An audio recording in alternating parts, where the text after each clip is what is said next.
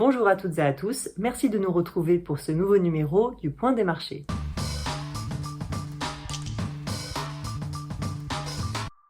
Nous faisons aujourd'hui le point sur le marché des oléagineux. Bonjour Maxence. Bonjour Adèle. Alors, suite aux récoltes, quelle est la situation sur la production des oléagineux au niveau européen? Alors oui, effectivement, sur le complexe oléagineux, on a une multitude d'éléments qui viennent un petit peu en contradiction entre des éléments de tension, notamment à l'échelle internationale, et des éléments plutôt de lourdeur en ce qui concerne le marché européen. C'est pour ça que il est important de diviser en plusieurs parties ce complexe, et on peut d'abord se tourner vers la partie européenne et voir un petit peu, faire un état des lieux de ce qui s'est passé au niveau des récoltes et de ce qui va se faire aussi en tournesol. Pour commencer avec le colza, au sein de l'Union européenne à 27, il y a une production de colza qui a été plutôt assez correcte, alors décevante par rapport aux attentes, avec beaucoup d'hétérogénéité selon les secteurs en France également en Europe. Mais on termine finalement avec une production somme toute dans la moyenne, autour de 19 millions de tonnes, avec de surcroît des stocks de départ qui étaient plutôt conséquents liés aux importations qu'on avait eues durant la campagne précédente. Donc au global, les disponibilités de colza sont bien présentes, et il en va de même pour le tournesol, où on se dirige vers une production record au sein de l'Union européenne, avec une hausse des surfaces et des rendements là aussi hétérogènes, mais plutôt dans la moyenne par rapport à ce qu'on avait pu connaître ces dernières années. Donc ça, c'est la situation à l'échelle européenne qui est plutôt, on va dire, confortable, avec des disponibilités importantes et une demande qui est elle aussi dans la moyenne, sans être sur des niveaux plutôt dynamiques. Alors, quelle est la situation en Ukraine, à la fois au niveau de la production d'oléagineux et au niveau des flux, suite à la fermeture du corridor maritime au mois de juillet? Oui, alors après avoir fait cet état des lieux sur l'Europe, où on a vu que les disponibilités étaient plutôt assez confortables, que ce soit en colza ou en tournesol, il est important de regarder chez notre voisin ukrainien ce qui s'y passe. Et là aussi, on observe que les niveaux de production et de disponibilité sont plutôt importants. En colza, l'Ukraine a réussi à produire plus de 4 millions de tonnes cette année, ce qui est un nouveau record pour le pays, et ce qui assure bien sûr un approvisionnement plutôt régulier pour l'Europe. En effet, habituellement, on avait plutôt un pic de flux de l'Ukraine vers l'Europe en début de campagne, qui pouvait atteindre entre 800 et 900 000 tonnes par mois. Cette année, au regard de la concurrence qu'il y a sur la logistique terrestre et ferroviaire, on a des flux de colza qui sont amoindris et qui sont à hauteur de 300 000 tonnes pour le moment par mois. Donc cet élément, il est bien sûr à surveiller. Pour l'instant, c'est un élément qui permet de dire que les approvisionnements européens vont se faire plutôt tout au long de la campagne tant que le corridor est fermé. Bien sûr, si tant est que le corridor reste fermé tout au long de la campagne. Bien sûr, les discussions sont à surveiller. Il y a des discussions qui sont en cours assez régulièrement. Et cet élément-là sera évidemment un élément de marché important pour la fin de campagne.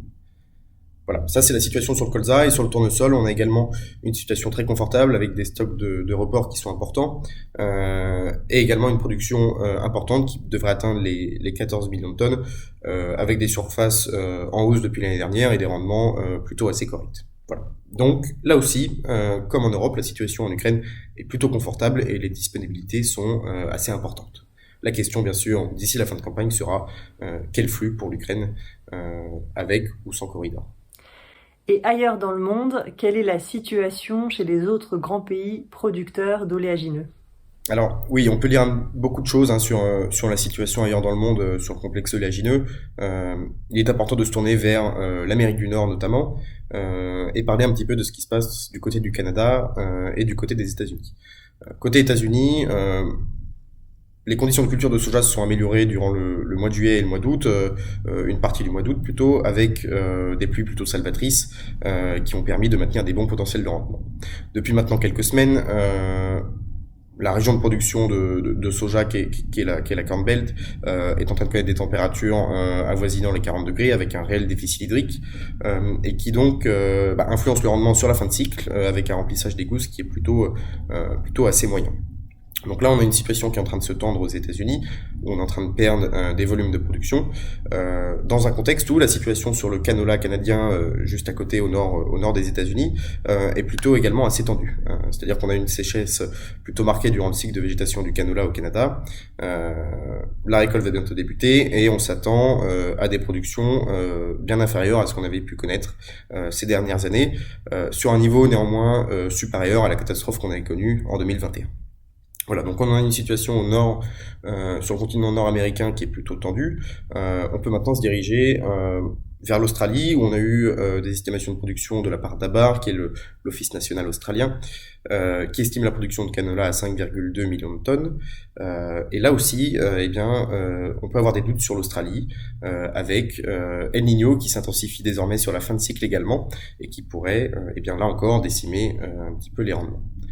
Donc toute cette situation où on est en train de perdre des volumes à l'échelle mondiale, elle n'impacte pas pour le moment le marché européen, mais il y aura bien sûr d'autres éléments encore à suivre un peu plus tard dans la campagne, notamment la poursuite de ce phénomène El Niño sur l'Asie du Sud-Est, avec notamment la production d'huile de palme en Indonésie et en Malaisie, mais également la suite d'El Niño là aussi en Inde, où la mousson se fait pour l'instant sur des niveaux particulièrement faibles.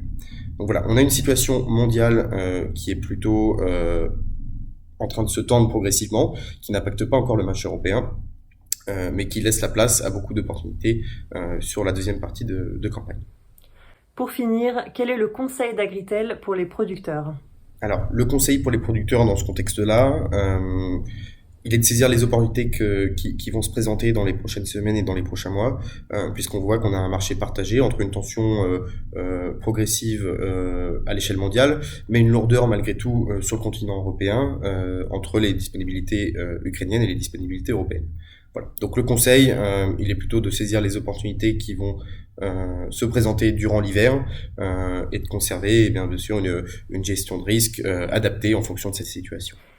Merci Maxence, merci à toutes et à tous de nous avoir suivis. Rendez-vous dans 15 jours pour le prochain point des marchés.